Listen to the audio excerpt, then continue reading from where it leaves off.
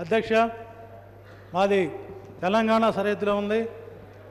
గంపలగూడెం కానీ, తిరువురు కానీ, ఇස්සన్నపేట, ఏకొండూరు మండలాల్లో మంచినీరు లేక చాలా ఇబ్బంది పడుతున్నారు గ్రామస్తులు కానీ, అక్కడ ఉన్నటువంటి మేకలు కానీ, గొర్రెలు కానీ, పశువులు కానీ. ఎప్పుడు కూడా జూన్ నెలలో కానీ, అదేవిధంగా డిసెంబరు, జనవరి నెలలో వాటర్ వస్తూ ఉండేది 3 జోన్లో నాగార్జున సాగర్ కెనాల్ నుంచి. ఈ సంవత్సరం అయితే ఎప్పుడు కూడా బొట్టు నీళ్ళు కూడా రాలేదు. గౌరవ మంత్రి గారు జనవరి నెలలో 2 టీఎంసీలు నీళ్ళు తీసుకొస్తామని చెప్పడం జరిగింది. ఇంతవరకు కూడా మరి నీళ్ళు రాలేదు.